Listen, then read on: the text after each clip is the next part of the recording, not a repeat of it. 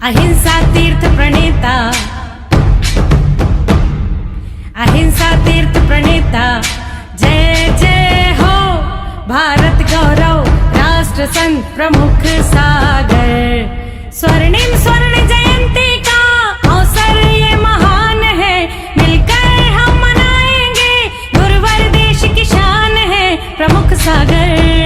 जय हो गुरुवर प्रमुख सागर, जय हो गुरुवर।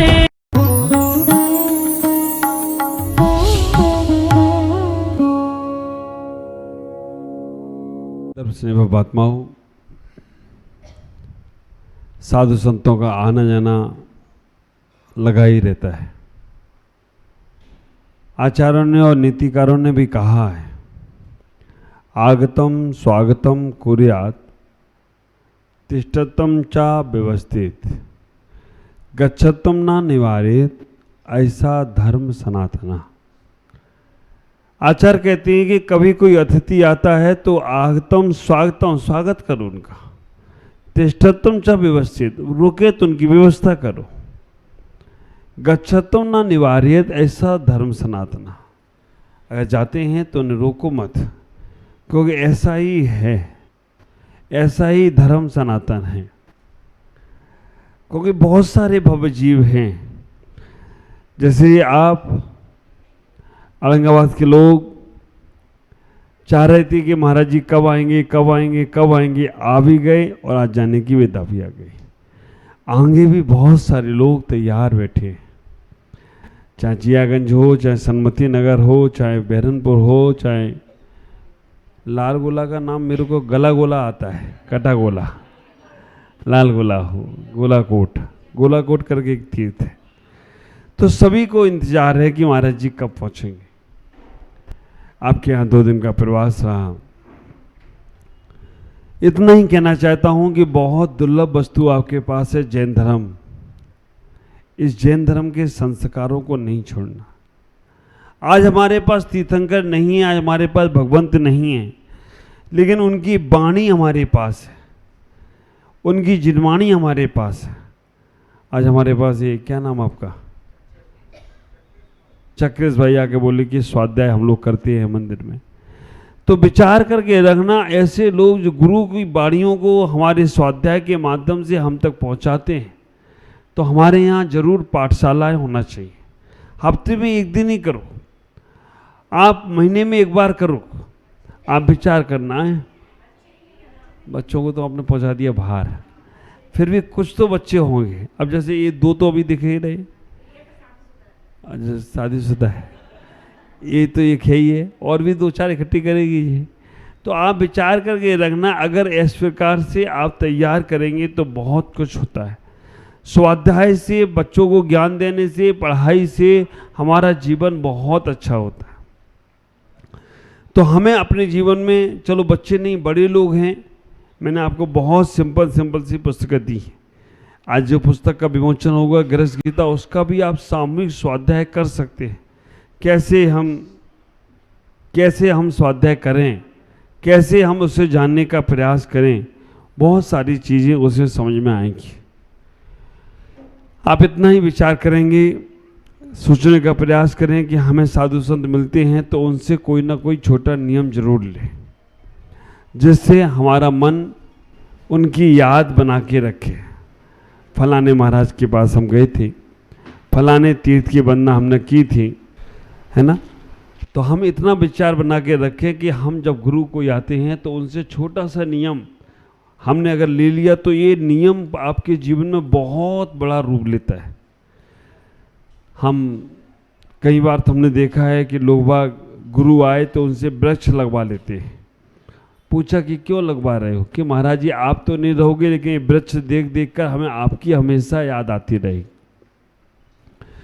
तो विचार करना, अगर आपके जीवन में कोई छोटे मोटे संयम होते हैं, छोटे मोटे नियम होते हैं, तो वो जीवन तुम्हारा बहुत महत्वपूर्ण होता है।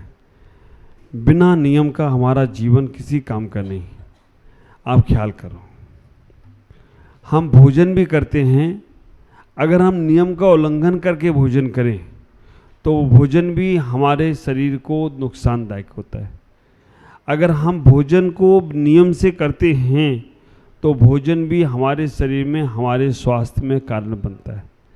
कपड़े भी हम अगर पहनते हैं तो कपड़े भी अगर हम नियम से पहनते हैं कि ऊपर पहनने वाले कपड़े ऊपर पहनना है, पैंट शर्ट नीचे पहनना, पैंट नीचे पहनना, नीचे अगर पैंट हम ऊपर पहने और शर्ट नीचे पहने तो हम नया आदमी लगेंगे, है ना, लोग तुम्हें ही देखेंगे। आप विचार करना, पैंट तो छोड़ो, शर्ट तो छोड़ो, अगर हमारे सीधे पैर का जूता, सीधे पैर की चप्पल उल्टे पैर में आ जाए और उल्टे पैर की सीधे में चले जाए तो भी हमारे लिए नुकसानदायक होते हैं। तो हम अपने जीवन में इतना विचार करें कि छोटा सा भी नियम अगर आप बनाते हैं वो नियम तुम्हारे जीवन में बहुत काम में आता है। छोटे छोटे से नियम आप विचार करो, हमने अपने जीवन में सब कुछ किया और हमने अगर कोई भी काम नियम से नहीं किया, रूल से नहीं किया, संयम से नहीं किया तो कार्य तो किया लेकिन उस कार्य की सफलता नहीं मिलेगी। एक छोटा सा नियम हमारे जीवन में होना चाहिए। मेरे जीवन का एक ही नियम था कि चप्पल पहनकर मंदिर नहीं जाना। आप विचार करना, हमने अपने जीवन में, वैसे तो महाराज लोगों से हमें भी डर लगता था, रियल में बताओ, हम अपने जीवन में गए नहीं महाराजों के पास, क्योंकि महाराज के पास जाओ तो महाराज का एक ही काम, ये नियम लो, वो नियम लो, ऐसा लो, वैसा करो। महाराज को और कोई काम धाम तो है ही नहीं है, नियम बांटते रहते हैं। खुद पालन नहीं हो पाए तो चलेगा, दूसरों को तो पालन करा ही देना है। खुद के नियम लिए हुए याद नहीं रहते हैं लेकिन दूसरों को याद दिलाते रहते हैं। तो आप विचार करके रखना। पर हम एक महाराज के पास चले गए, बुजुर्ग से महाराज थे, उनसे नियम ले लिया कि चप्पल पहन के मंदिर नहीं। उन्होंने दिया, हमने कुछ नहीं लिया। हम तो सोचते कितनी जल्दी उठ जाऊँ यहाँ से, नहीं तो अभी पकड़ा देंगे कुछ। तो उन्होंने पूछ लिया कि बेटा मंदिर जाते हो क्या? नहीं महाराज, मंदिर अंदर नहीं जाते, मंदिर के बगल में रहते लेकिन मंदिर नहीं जाते। क्या काम मंदिर में? फालतू लोगों के काम है मंदिर जाना, जिनके पास कुछ काम धाम नहीं है वो जाए मंदिर। अपने को तो दुकान खोलना है, बिजनेस करना है, व्यापार करना है, यहाँ जाना है, वहाँ जाना है। अरे बेटा ठीक है, जब कभी मंदिर जाओ, जब कभी जीवन में, तो चप्पल पहन के नहीं जाना। हमने जी अच्छे महाराज, जब जाएंगे मंदिर तो चप्पल पहन के नहीं जाएंगे। साल में एक दिन जाना, अनंत चतुर्दशी के दिन, उस दिन सब लोग मंदिर में मिल जाते हैं, उसी दिन जाना और बाकी के दिनों में जाना नहीं। तो एक दिन चप्पल पहन के नहीं जाना। और वास्तव में वो छोटा सा नियम, चप्पल पहन के मंदिर नहीं जाना, कितना बड़ा परिवर्तन कर दिया कि आज मुझे यहाँ तक पहुँचा दिया हो तो कोई आश्चर्य की बात नहीं है। उस नियम कोई महत्वपूर्ण नहीं था लेकिन नियम था। तो आप विचार करना, और यहाँ तो सारे घर आसपास है, इसी कॉलोनी में हमारे ख्याल से आधा किलोमीटर में सारे घर आ जाएंगे, 2-4 बार हैं, 2 किलोमीटर में सब है, 2 क्वार्टर में, अरे बाप रे, और पास में है। तो आप विचार करो, अगर आप ये नियम का पालन करते हो तो आपको हमेशा याद रहेगा। प्रमुख सागर जी को जैसे संन्यास हुआ था, चप्पल पहन के नहीं जाना है मंदिर, तो यही नियम हम पालन करें तो हमें भी संन्यास हो जाए तो कोई आश्चर्य की बात नहीं है। ऐसा ही हमारा भी कल्याण हो जाए। तो आप मन बनाओ, नहीं यहाँ अपने मंदिर में, केवल अपने मंदिर का, और अपने मंदिर में भी इतना बना लो कि अगर गंदा पड़ा है, कीचड़ है, बरसात हो गई है तो पहन के आ जाओ, सूखा है देख के आओगे तो अच्छा लगेगा। और आप विचार करें, और भी बहुत सारी चीज़ें हैं जो छोटे छोटे संकल्प में आपको बांधती हैं, उसमें कहीं कोई दिक्कत नहीं है। आपने भोजन कर लिया, अब हम जब तक दोबारा भोजन नहीं करेंगे तब तक मेरे भोजन का त्याग, कुछ लगा इसमें? नहीं लगा। लेकिन इतना मन में सोचना और 9 बार नमोकार मंत्र पढ़ना, उससे इतना बड़ा पुण्य का आश्रय होगा कि आपको अगर आयु का बंध हुआ तो केवल देवगति ही प्राप्त होगी, दूसरी गति मिलने वाली नहीं। अगर आपने कोई नियम लिया है और उस समय अगर आपका आयु का बंध होता है या किसी कारण से मरण हो जाता है, आपको निश्चित ही देवगति का ही बंद होगा। एक बार मेरे साथ घटना घट गई, कर्नाटक में था। कर्नाटक में मैंने शाम के समय कहा कि भाई रात को सोते हो तो 4 काम करके सोना। रात में सोते हो तो 4 काम करके सोना। पहला काम ये सोच करना रात में जब सोते हैं कि बिस्तर पर जाते हैं कि मेरे शरीर पर जो परिग्रह है इसके अलावा मेरे सारे परिग्रहों का त्याग, ऐसा मन में विचार करना, बोल कर सोना। दूसरे नंबर पर ये सोना है हमारे माध्यम से अगर आज किसी का दिल दुखा है तो हम उनसे क्षमा मांगते हैं और उनको हम क्षमा करते हैं, ऐसा करके सोना। तीसरे नंबर पे मैंने कहा कि अगर अब रात में सोने के लिए जा रहे हो कि जब तक मैं बिस्तर पे सो रहा हूँ तब तक मेरे चारों प्रकार के आहार का त्याग, ऐसा करके सोना। और चौथे नंबर पर 9 बार नमोकार मंत्र पढ़ के सोना। और ऐसा करके आप सोते हैं, विश्राम करते हैं, तो निश्चित ही आपको देवगति ही मिलेगी, दूसरी गति नहीं मिलेगी। अगर आप रात में बिस्तर पर पहुंचे हैं, सोने के लिए गए हैं, चारों प्रकार के आहार का त्याग, मेरे शरीर पर जो परिग्रह है उसके अलावा सभी परिग्रह का त्याग, और मैं सभी जीवों से क्षमा मांगता हूँ, सभी जीवों को क्षमा करता हूँ, और 9 बार नमोकार मंत्र के पढ़ के सोते हैं, तो निश्चित ही देवगति ही मिलेगी। और मेरी बात पर अगर विश्वास ना हो तो आज सारे नियम लेकर सो जाना और मर जाना, देखना तुम्हें देवगति मिली कि नहीं मिली। पहले इस्तेमाल करो फिर विश्वास करना।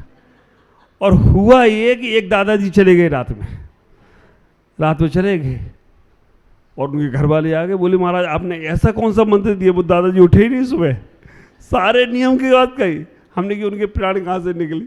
बोले आंखों से निकले, मुंह से निकले, मुंह खुला रह गया। हमने देवगति में गए और दूसरी गति में गए नहीं होगे वो।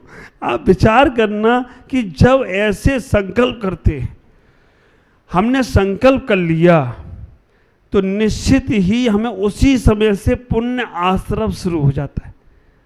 आपने एक बीज अगर बीज नीचे जमीन में बो दिया और हवा पानी उसे मिलता गया तो बीज नीचे रहने के बाद भी अंकुरित होना प्रारंभ हो जाता है। कितनी भी गलतियां करो लेकिन उस गलतियों की तुरंत निंदा ग्रहण करो। निंदा ग्रहण जुत्तो। अभी हम लोग प्रतिमान पढ़ रहे थे, बच्चे भी पढ़ने लग गए थे, वो तो शादी हो गई, ये भी बची, और भी मेरे संग के लोग। निंदा ग्रह जुत्तो, उसमें इतना ही आया कि निंदा ग्रह करोगे, अपनी निंदा करना है। हमें अपने आप में सोचना है ये भगवान मुझसे क्यों गलत हो गई, मुझसे क्यों पाप हो गया, और गुरुओं के सामने क्या होगा तो ग्रह हो गया। तो आप विचार करके रखना, उतना निंदा ग्रह करने से ही अपने पाप कम होने लगते। छोटी छोटी सी चीजें, अगर तुमसे कोई जैन धर्म एक ऐसा धर्म है जिसके अंदर 100% पाप खत्म होने की व्यवस्था है। अगर हमसे कोई गलती होती है, गलतियां होना स्वाभाविक है, क्योंकि किसी ने कहा है जो गलतियां करता है, गलती करने वाला नादान होता है। गलती करने वाला नादान होता है, गलती करके सुधार ले वो इंसान होता है, और जो गलतियों पे गलतियां करे वो शैतान होता है, और जो कभी गलती ही ना करे वो भगवान होता है। आप विचार करके रखना, गलती करने वाला नादान, गलती करके सुधार ले वो इंसान, गलतियों पे गलतियां करे वो शैतान, और गलती ना हो जिससे वो भगवान होता। तो गलतियां तो हमसे होंगी, लेकिन गलतियों को सुधारने का हमें अपने आप में जरूर सोचना चाहिए। अगर हमसे कोई गलती हुई है, कोई अपराध हुआ है, हम गुरुओं को बता दें। जो लोग अपनी गलतियों को गुरु को बता देते हैं उनके 25% पाप अपने आप कम हो जाते हैं। क्षमा के 2 अक्षर और मोक्ष के 2 अक्षर में कोई अंतर नहीं। क्षमा में छा और माँ, मोक्ष में भी माँ और छा। बस आपने जैसे ही क्षमा को धारण किया तो क्षमा का छा इधर से उठकर उधर आ जाएगा, और क्षमा ही मोक्ष में कारण बन जाए तो कोई आश्चर्य की बात नहीं होगी। इसलिए हमें हमेशा क्षमा कर। हमारे आचार्य अमित गति बहुत सुंदर सी बात सामायिक पाठ में पढ़ते, हम सब लोग रोज पढ़ते हैं। सत्वेषु मैत्रीम गुणेषु प्रमोदम क्लिष्टेषु जीवेषु कृपा परत्वम माधस्य भावम विपरीत वित्तो सदा ममात्मा विद्धातु देवी। उन्होंने इतनी अच्छी बात कह दी, जो बात समय सार में हमारे जीवन के लिए कही गई हैं, हर ग्रंथों का सार दे दिया। सत्वेषु मैत्री, हर जीवों से मैत्री का भाव रखो। कोई भी जीव हो संसार का, उसके प्रति अगर तुम्हारे अंदर मैत्री का भाव है तो आप विचार करके रखना, आप कभी भी अपने जीवन में धोखा नहीं खा सकते। मैत्री का भाव, सत्वेषु मैत्री, गुणेषु प्रमोदम, अगर तुम्हें कोई तुमसे ज्यादा गुणी व्यक्ति दिख जाए, अगर गुणवान व्यक्ति दिख जाए, उसको देख को आह्लादित हो, है ना। देख दूसरों की बढ़ती को कभी ना ईर्षा भाव आए, और बने जहां तक उनकी सेवा कर, ये मन सुख पावे। अभी क्या होता है, देख दूसरों की बढ़ती को ईर्षा भाव उमड़ उमड़ आवे, बने जहां तक उनकी निंदा करके ये मन सुख पावे।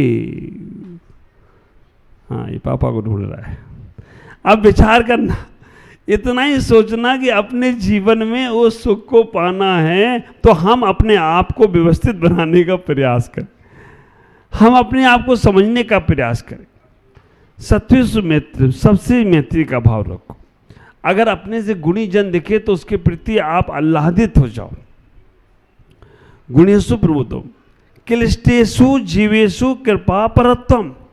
आचार्यों ने ये बात इसलिए कह दी कि अगर ऐसे भी संसार में लोग होंगे जो क्लिष्ट वाले होंगे, है ना, जो बहुत दीन दुखी होंगे, उनको देखकर करुणा का भाव लाओ। विपरीत बुद्धि माध्यस्थ भावो, तुम्हारे विपरीत भी कोई होगा उसको देखकर माध्यस्थ भाव लाओ। सदा ममात्मा विद्धातो देवी, ऐसा ही ज्ञान हमें प्राप्त होता है। समय हो रहा है, मन तो ऐसा हो रहा है कि आपको देते रहें, और आप भी इतने प्यासे दिख रहे हो कि आप इतना पीने के बाद भी आप अभी लग रहे प्यासे ही हो। उम्मीद डूबते को तिनके का सारा रहता है, तो आप भी अपने मन ऐसे बना के रखें कि अगर महाराज का लाभ मिल जाए तो हमारे बल्ले बल्ले हो जाएंगे, हमारा जीवन बहुत अच्छा हो जाएगा। लेकिन अभी नहीं हो पाए तो कोई बात नहीं, उम्मीद नहीं तोड़ना। हमें मुंगेर पंचकल्याणक में आना ही है, उधर से नहीं जाके इधर से ही मुंगेर पंचकल्याणक चले जाएं तो कोई आश्चर्य की बात नहीं है। ये सारे सपने में तो मैं दिखा रहा हूँ, ये हकीकत भी हो सकते हैं, लेकिन ये भाव तो रखो कि उत्कृष्ट भाव रहेंगे तो बहुत अच्छा रहेगा। मैं बहुत अच्छा लगा, मुझे 2 दिन में आपके बीच में रहा हूँ। अध्यक्ष जी से तो मिलना हुआ नहीं, हमारे अरुण जी सेक्रेटरी साहब, मंत्री जी, इनसे मिलना हुआ। बाबू जी हमारे परम क्या है, परामर्शदाता पूरे 8 गाँव को संभालते हैं, और भी यहाँ के सभी लोग जो भी हैं, हमें नाम हम किसी के मालूम नहीं है। अरुण जी का नाम आज सुबह ही मालूम पड़ा है मेरे को, बाकी के जो भी हैं, हाँ ये विक्की के पापा हैं, इनकी शक्ल भी मालूम पड़ी है अभी थोड़ी सी, आज ही पहली बार देखा है मैंने। विक्की तो आता रहा है, लेकिन आज सबसे कहूँगा कि आप उम्मीद रखें। 8 गाँव पास पास में हैं, राकेश तो साथ में ही है, साथ में चलेगा, मेरे जाने वाला ही है। तो 8 गांव में हम पास पास में हैं, आप लोग सब आने का प्रयास करो। अगर आपके पुण्य जीव तीव्र रहे तो बार बार फिर लाभ मिलेगा। हम 2 दिन आपके बीच में रहे, कहीं कोई गलतियां या कोई बात हमसे हुई हो तो उस पूरे संग को क्षमा करना, और ऐसे ही प्रेम बनाना। छोटी सी समाज है, आपस में बहुत आत्मीयता प्रेम बनाने का प्रयास करना, जिससे तुम्हारा जीवन मंगलमय होगा। ओम नमः जय गुरु।